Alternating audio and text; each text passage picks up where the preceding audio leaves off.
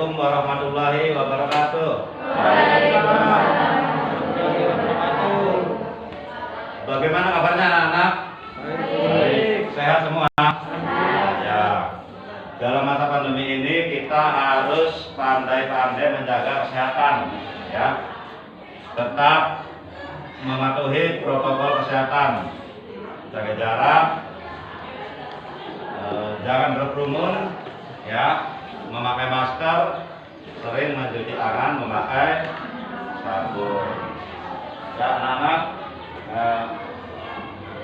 sebelum kita memulai pembelajaran, Bapak ingin melakukan absensi terlebih dahulu. Ya. Hari ini siapa saja yang tidak berangkat? Aliani, terus Suraman, Maya, Surayati. Ada 4 orang nih hari ini yang tidak berangkat ya, alhamdulillah. Ya. Baik, sebelum kita belajar, marilah kita berdoa terlebih dahulu. Silakan Nanang karena datang terlebih dahulu untuk memimpin doa teman-temannya. Silakan. Doa di dalam hati mulai.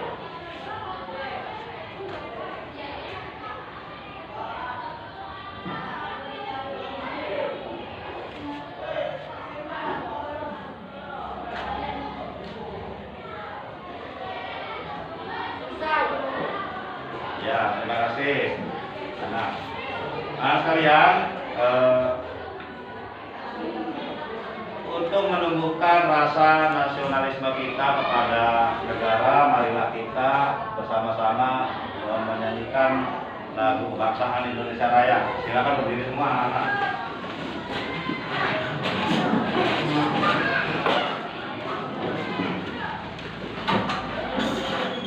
Hiduplah Indonesia Raya.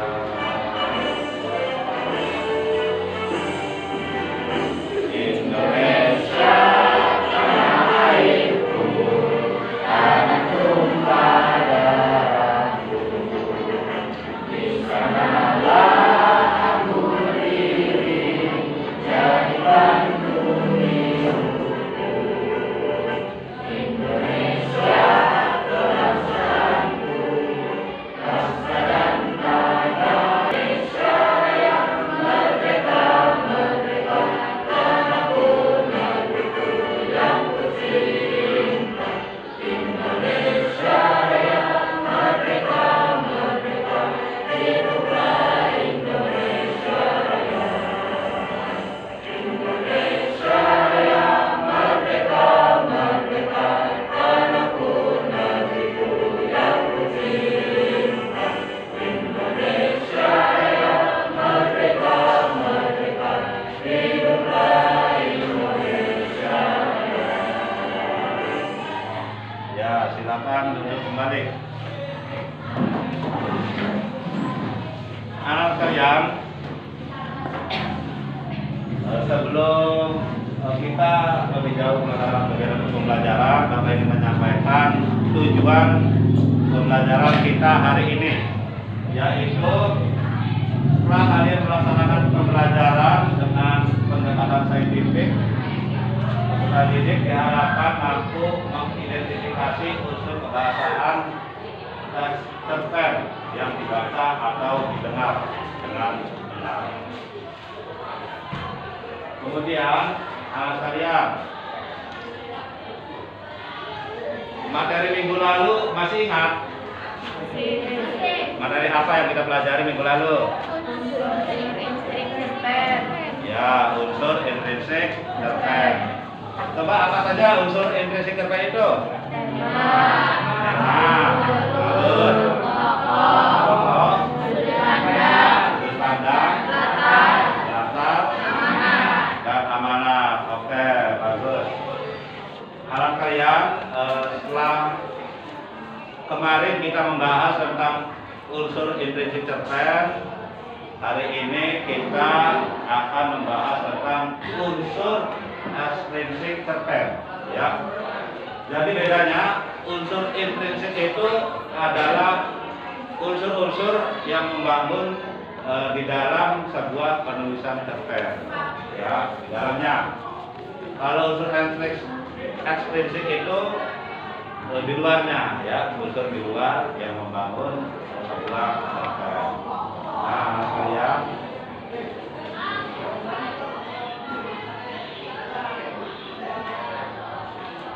bisa kalian lihat di sini, ya. Coba ada yang bisa membacakan unsur ekstrinsik cerpen? Yang pertama, ya, apa? Gimana deh? Satu, keadaan subjektivitas pengarang yang memiliki sikap, keyakinan, dan pandangan hidup. Ya, keadaan subjektivitas pengarang yang memiliki keyakinan dan pandangan hidup, ya. Jadi si pengarang ini itu mempunyai pandangan hidup, ya, dan keyakinan. Misalkan si pengarang ini basicnya dari agama Islam. Nah, berarti si pengarang ini akan lebih senang menjelaskan cerita-ceritanya itu tentang keislaman, ya. Misalkan si pengarang ini adalah seorang yang hidup di tengah-tengah kota. Nah, pengarang itu akan lebih senang menulis cerpen tentang kehidupan perkotaan. Ya, itu yang pertama. Oke, yang kedua, ada yang tahu untuk bahasan? Iya. Apa? Psikologis pengarang yang mencakup proses kreatifnya, psikologi membaca dan menebak prinsip-prinsip psikologi dan dalam sastra. Ya, psikologi pengarang. Ya, jadi psikologi itu adalah jiwa, ya, jiwa, mental, keyakinan seseorang. Nah, pada konteks psikologi pengarang, ya, pengarang itu suasana hatinya sedang senang atau sedang sedih atau sedang gelisah atau yang lainnya. Nah, itu perasaan pengarang itu bisa dituangkan ke dalam sebuah cerpen, ya. Nah, itu. Oke, yang ketiga, ada lagi yang tahu? Ya, Sophie.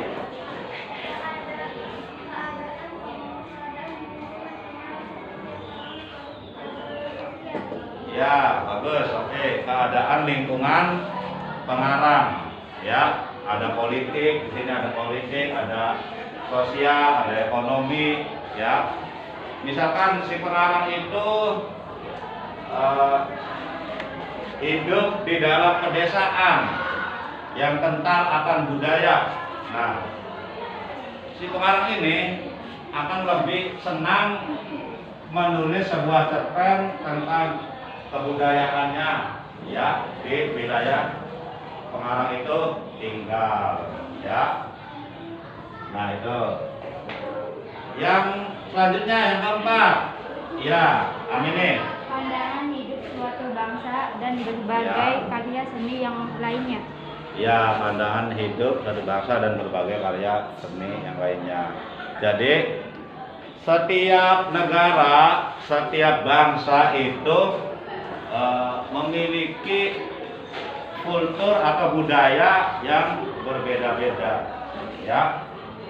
Negara A budayanya seperti ini, negara B budayanya seperti ini, itu akan berbeda-beda. Ketika si pengarang dari negara India, beliau akan lebih senang mengarang cerpen tentang kisah-kisah keindiaannya itu, ya. Ada dari nyanyinya, ada lari-larinya dan sebagainya, ya. Jadi tempat tinggal seorang pengarang akan mempengaruhi kepada penulisan cerpen, ya.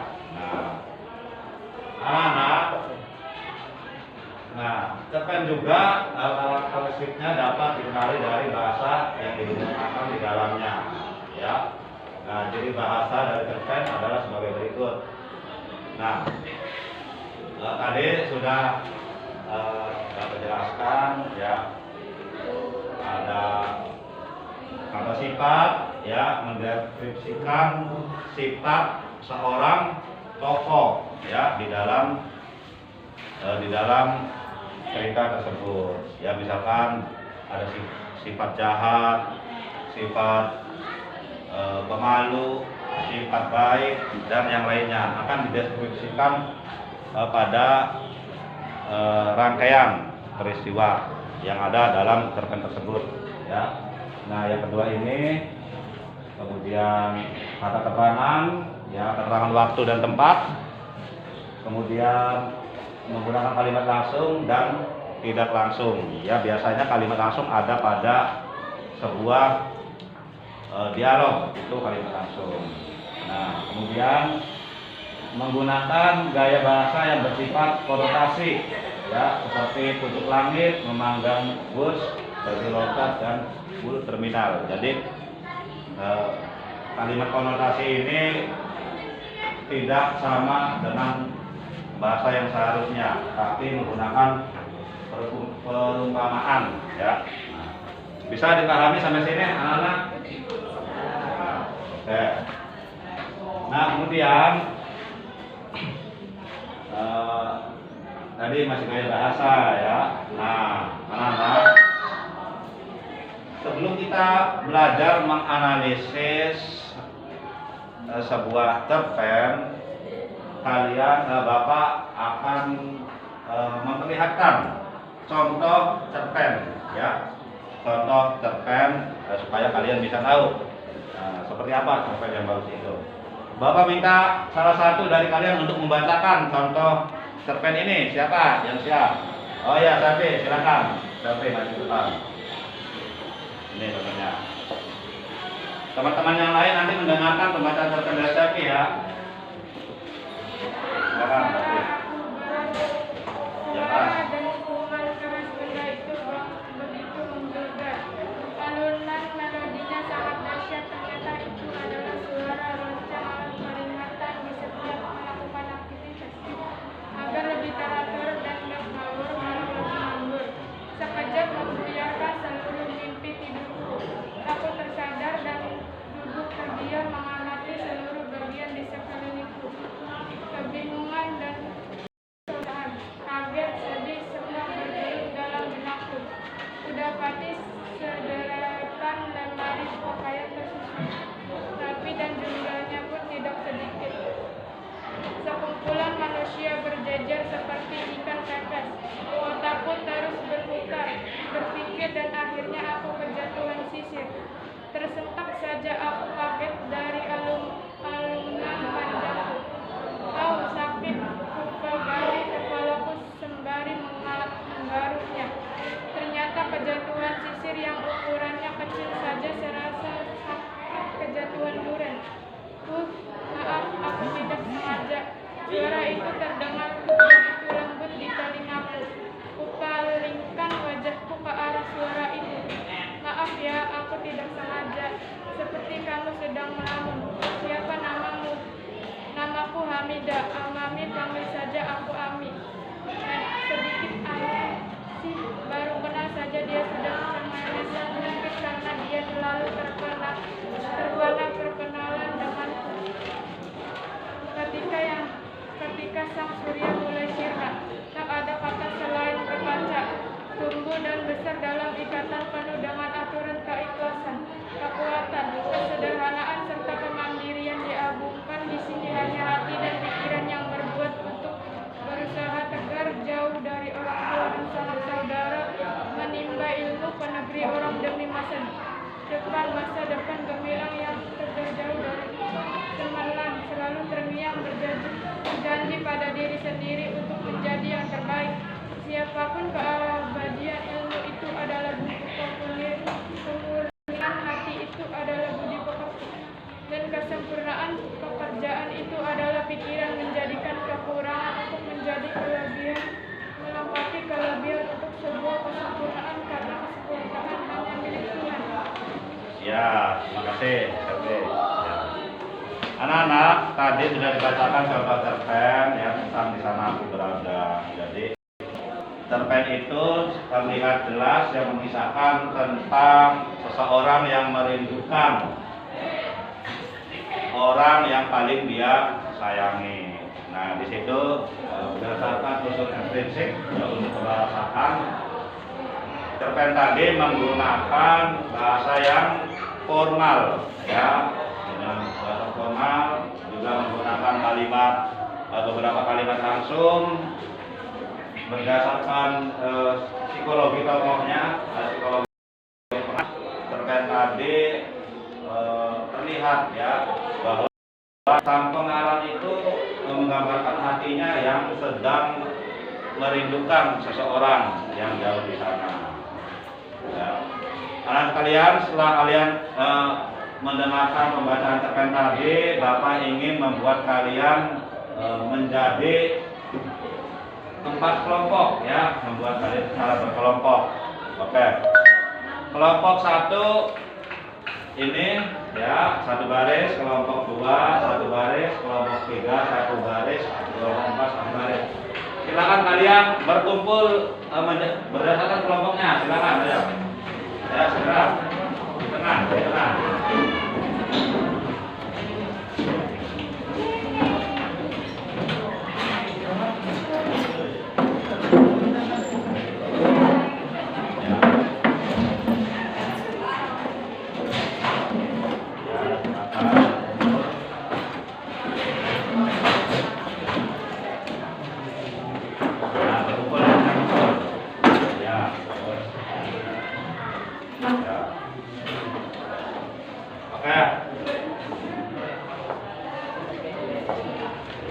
Kelompok 1, kelompok 2, kelompok 3, dan kelompok 4. Nah, anak-anak sudah kebagian semua LKPD-nya ya. LKPD sudah kebagian semua ya. Silakan buka LKPD-nya ya. Di bawah LKPD ada contoh teks cerpen. Silakan kalian baca, kalian pahami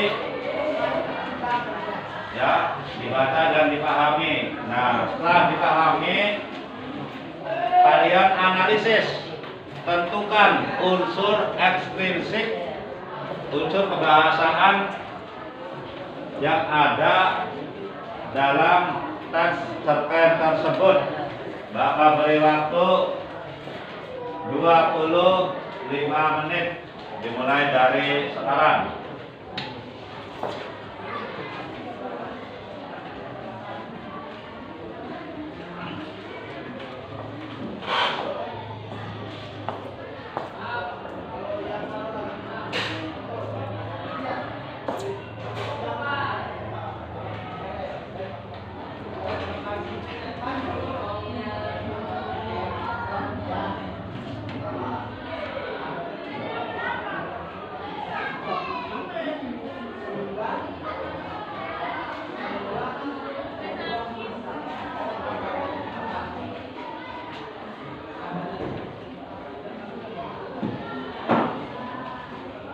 Silakan kalian bekerja sama dengan baik, semuanya harus aktif ya.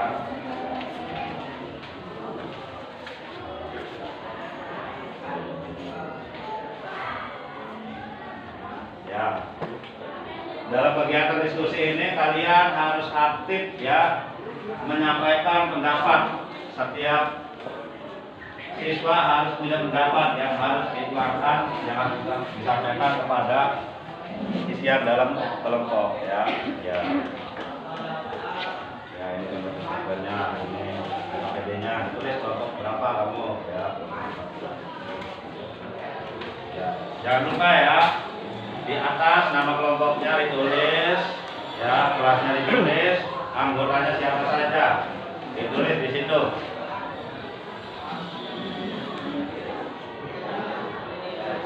Ya. Anak sudah selesai semua? Sudah. Oke. Setelah kalian selesai mengerjakan tugas dari Bapak, ya, kalian berdiskusi. Sekarang waktunya kalian mempresentasikan hasil kerja kalian, ya.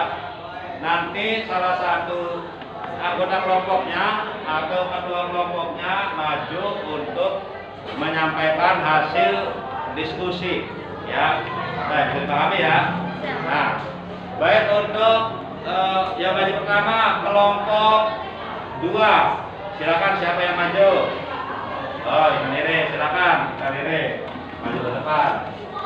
Presentasikan hasil diskusi kamu dengan teman-teman kamu. Silakan. Yang keras ya. Assalamualaikum warahmatullahi wabarakatuh. Waalaikumsalam warahmatullahi wabarakatuh. Saya perwakilan dari kelompok 2 untuk membacakan hasil kerjasamanya. Kaidah kebahasaan 1 kata sifat. Penjelasannya adalah Monda membenci Mogo. 2. Monda ingin mencelakai Mogo. 3. Raja yang arif dan bijaksana. 4. Mogo yang semangat untuk belajar. Kaidah kebahasaan yang kedua. Kata keterangan. Penjelasannya adalah 1. Mogo mencari kayu bakar di hutan. 2. Pada pagi hari, Mogo pergi ke hutan. 3. Mogo datang ke kerajaan. Kaidah kebahasaan yang ketiga. Gaya bahasa. Penjelasannya adalah 1. Metafora, perumpamaan. Kaidah kebahasaan yang keempat. Penggunaan bahasa. Penjelasannya adalah bahasa formal. Yang kelima, kaidah kebahasaan penggunaan kalimat langsung. Penjelasannya adalah aku Mogo mencari kayu bakar. Aku tersesat jadi terpaksa bermalam di sini. Jawab Mogo takut-takut. Nah, apakah kau tertarik pada ilmu pengetahuan? Apakah kau bisa menyebutkan penggunaannya bagimu? Tanya pohon. Ya, baik. Terima kasih, tepuk tangan untuk kelompok 2.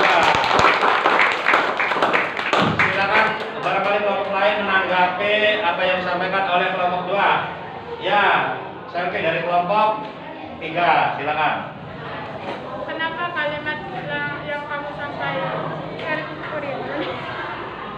Kenapa kalimat langsung yang kamu sampaikan seperti itu? Ya, jawabannya.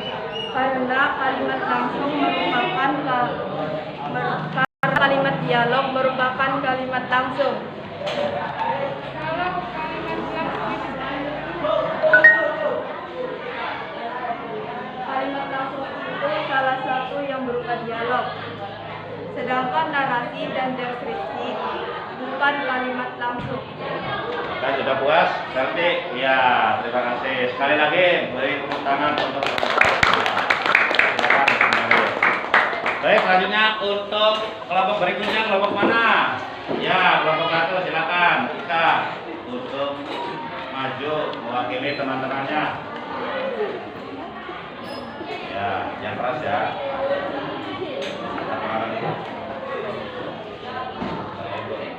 Assalamualaikum warahmatullahi wabarakatuh. Waalaikumsalam warahmatullahi wabarakatuh. Saya dari kelompok 1 ingin menyampaikan diskusi kaidah kebahasaan. Kata sifat 1. Uraian penjelasan. Monda membenci Mogo. Monda ingin mencelakai Mogo. Raja yang arif dan bijaksana. Mogo yang bersemangat untuk belajar. Kaidah kebahasaan kata keterangan. Mogo mencari kayu hutan. Pada pagi hari Mogo pergi ke hutan. Mogo datang ke kerajaan. Kaidah kebahasaan ketiga. Gaya bahasa, metafora, perumpamaan. Kaidah kebahasaan penggunaan bahasa formal. Penggunaan kalimat langsung. Anda sudah cukup bijaksana, dengarkanlah suara hati rakyat, pahamilah perasaan mereka, lakukan yang terbaik untuk rakyat Anda. Selebihnya muridku akan membantumu, waktuku sudah hampir habis, sayang sekali atau singkat. Ujar pohon pengetahuan seolah tahu ajalnya sudah dekat. Ya, terima kasih tepuk tangan untuk kelompok. Silakan. Ya. Anak sekalian, silakan duduknya seperti semula lagi, menghadap ke depan. Ya. Silakan.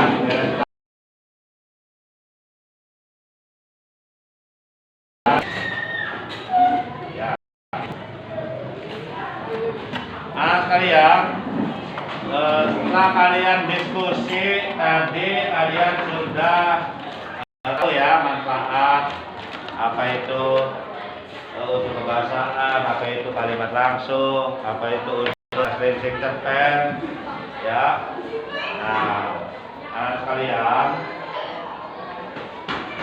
dalam kehidupan nyata, ya, cerpen itu sangat bermanfaat untuk kita, ya, untuk kehidupan manusia.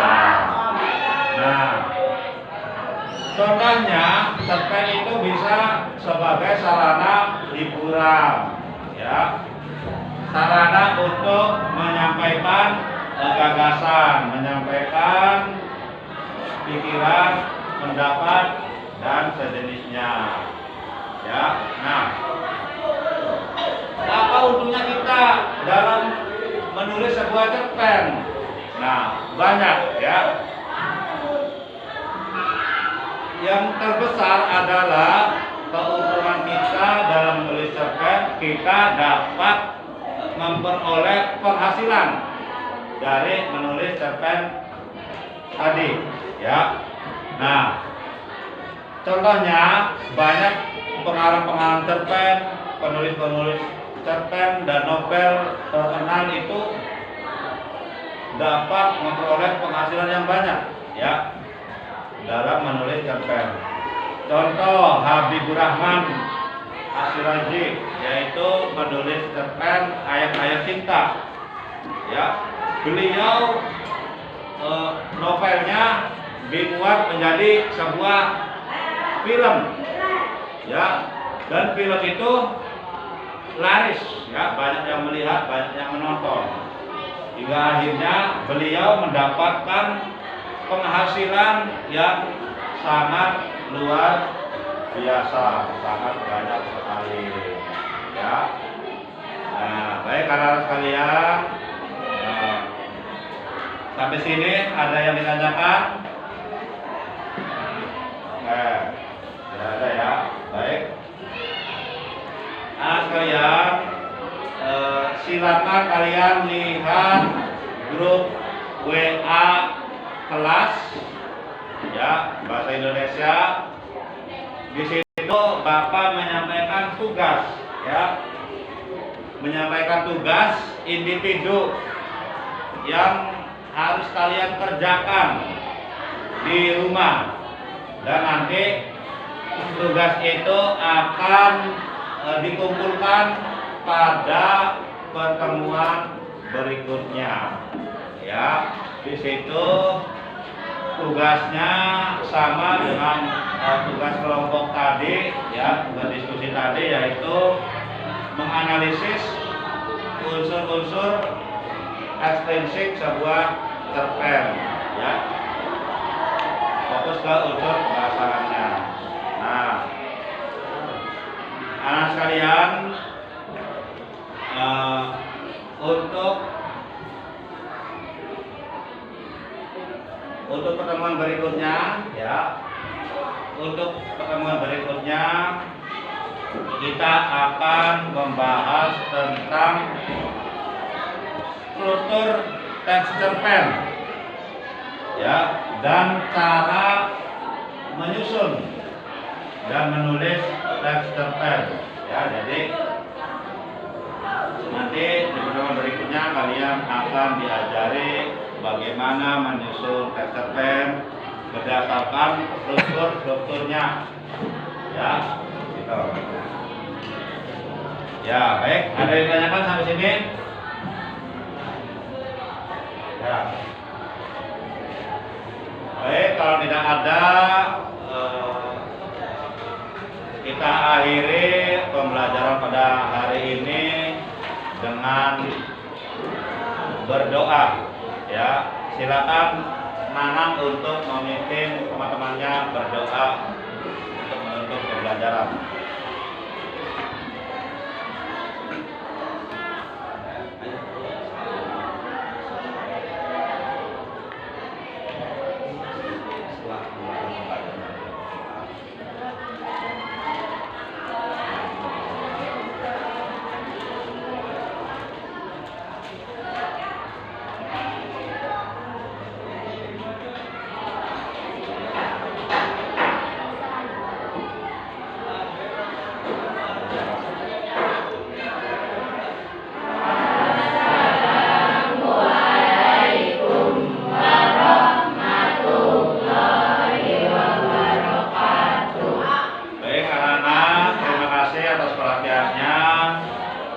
Semoga kalian dapat ilmu yang bermanfaat pada pembelajaran hari ini.